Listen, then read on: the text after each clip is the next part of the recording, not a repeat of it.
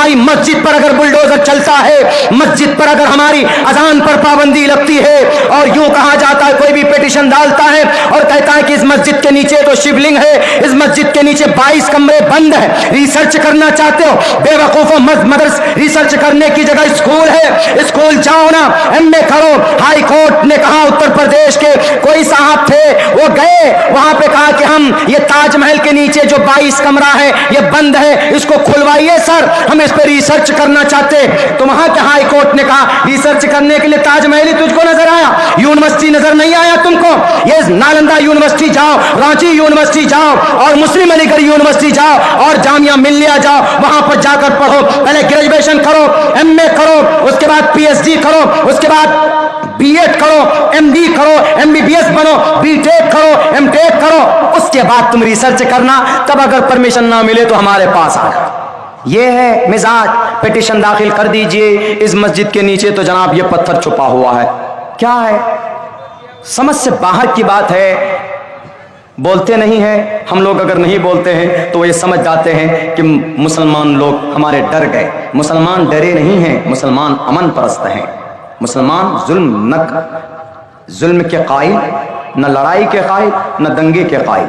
अल्लाह के नबी अलैहिस्सलातु वस्सलाम ने फरमाया कि जंग की ख्वाहिश मत करो।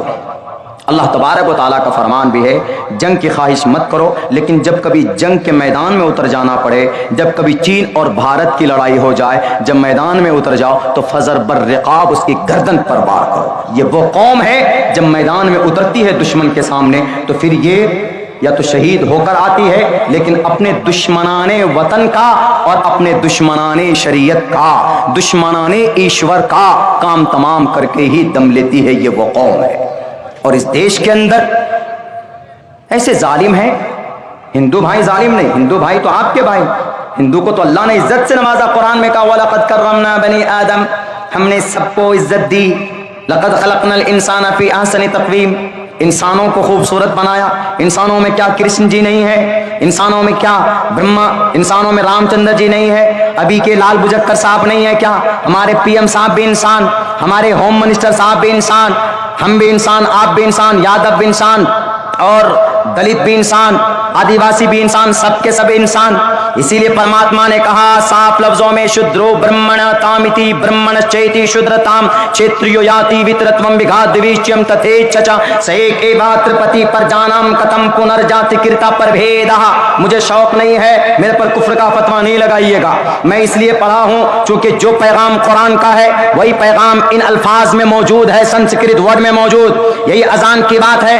आप अजान लाख कहिए कि हदीस में है, हदीस में है, हदीस में। कल के जलसे में एक साहिब ने कहा कि मौलाना यहाँ हमारे सरपंच साहब आए हुए हैं, हमारे प्रेसिडेंट साहब आए हुए हैं, हमारे फला अध्यक्ष साहब आए हुए हैं, वो आखिरत को अपनी किताब की रोशनी में जानना चाहते हैं। फिर हमने उनको उनके सारे श्लोक अविक्तम विक्ति मा पन्यम मन्यन्ति माम अमुद्दम परम भाव मजानंतो ममा वियमानुत्तमम, हमने ये भी पढ़कर सुनाया। और हमने उनको ये भी कहा, युनाह पिता जनिता युविधाता धामानि वैद बुनानि विश्वायु देवा नाम नाम दायक। हमने ये भी कहा कि सर मरने के बाद ये राजनीति काम नहीं आएगी, मरने के बाद ना माता पिता काम आएगा, ना कोई सीएम पीएम काम आएगा। इसलिए कि मंत्र कहता है मनुस्मृति, ना मूत्र ही सहायात, मूत्र ही ना मूत्र ही सहायात पिता माता चैतिष्ठा।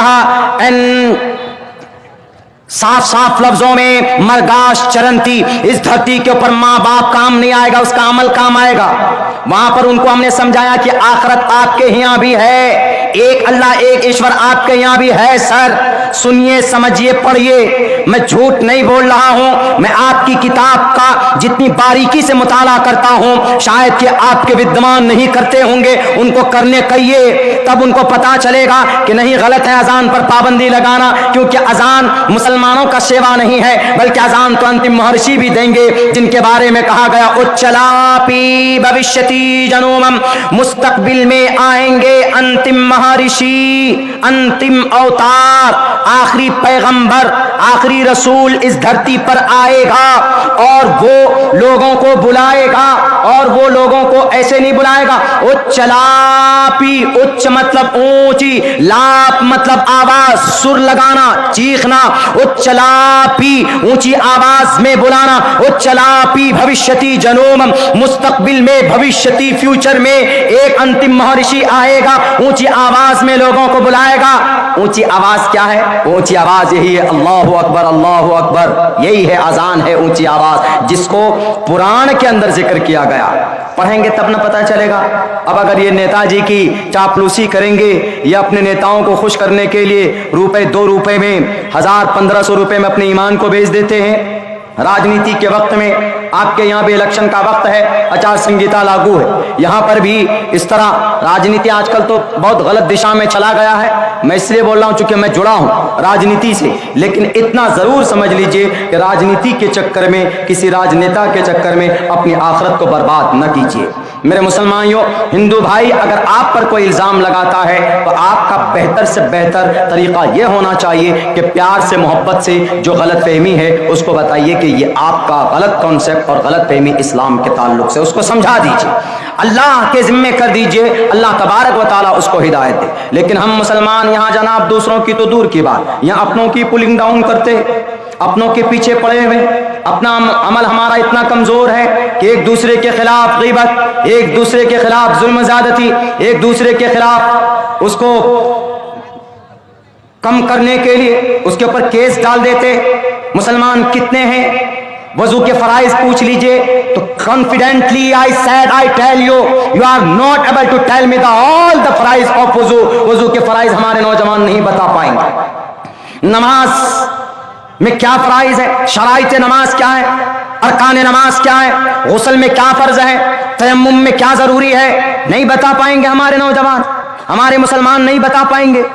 दूसरों की तो दूर की बात, जब हम रूहानी एतबार से इतने कमजोर बन जाते हैं, जब हम शरीय एतबार से इतने जाहिल बन जाते हैं, सिर्फ दूसरों की बुराई करने में आगे, नहीं जनाब इसको वोट नहीं देना है, ये ऐसा है, नहीं जनाब ये तरक्की क्यों कर गया, जरा तहकीक तो करो, अरे इसकी तो वहां से फंडिंग होती, ये तो इसका तो 2 नंबर का काम है, ये तो ऐसा करता है, वो वैसा करता है। एकदम सिर्फ एक दूसरे के खिलाफ गंदी बात में अपनी जुबान को इस्तेमाल करते कि अल्लाह के नबी की हदीस नहीं है, ला यदखुलुल जन्नत क़त्तात, a person will not enter the paradise who talks about other इल।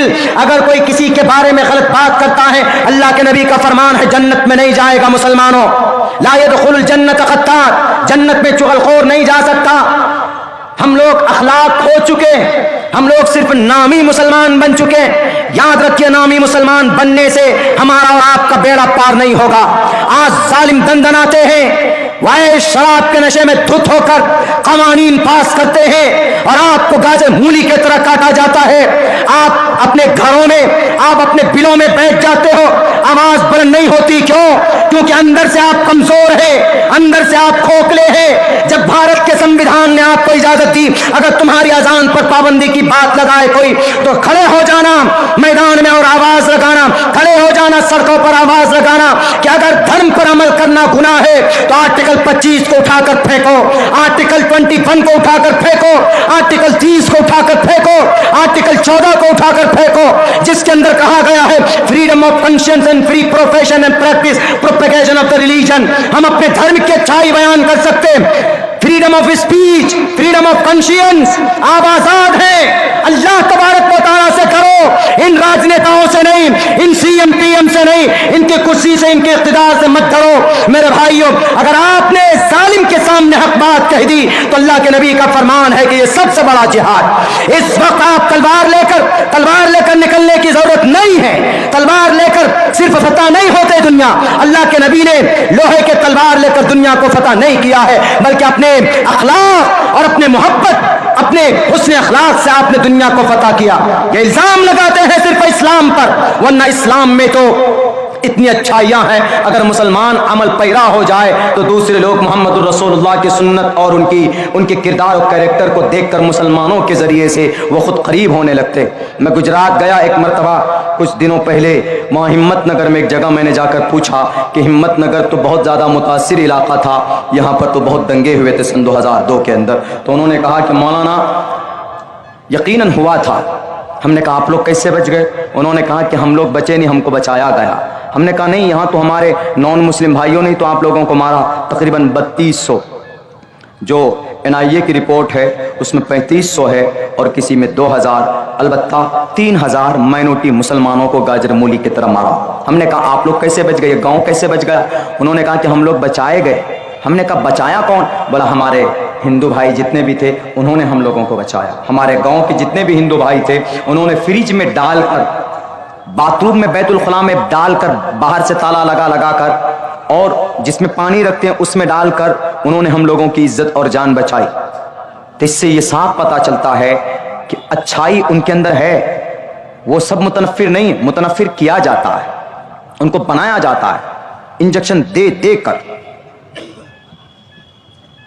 تو اس ظلم کو برداشت کرنے کی ضرورت نہیں۔ وَلَا تَرْكَنُوا إِلَى الَّذِينَ ظَلَمُوا فَتَمَسَّكُمُ النَّارُ وَمَا لَكُم مِّن دُونِ اللَّهِ مِنْ أَوْلِيَاءَ ثُمَّ لَا تُنصَرُونَ۔ نوجوانوں، دونوں اعتبار سے مضبوط ہونا پڑے گا۔ عملی اعتبار سے آپ کے اس بستی کے جوانوں کا میں دل سے ان کو مبارکباد پیش کرنا چاہتا ہوں۔ یہ جلسہ آپ نے قائم کیا، بہت سے لوگ، کچھ لوگ جلسے کے مخالف ہوتے ہیں، لیکن میں جلسے کو قرآن سے ثابت کرتا ہوں، ہے بھی دلیل۔ جلسہ اللہ کا طریقہ ہے، اللہ نے 2 مرتبہ جلسہ کیا ہے۔ اصلاح معاشرہ کا نہیں، عنوان الگ تھا، لیکن جلسے کا مطلب ستسنگ کا مطلب سارے لوگ جڑ کر بیٹھے اور اس میں سچی بات ہو۔ تو وہ جلسہ اللہ نے 2 مرتبہ کیا۔ ایک مرتبہ تب کیا جب فرشتوں کو بلا کر کے کہا تھا انی جاعل فی الارض خلیفہ، قالوا اتجعل فیہا من یفسد فیہا، تو سارے فرشتے تھے۔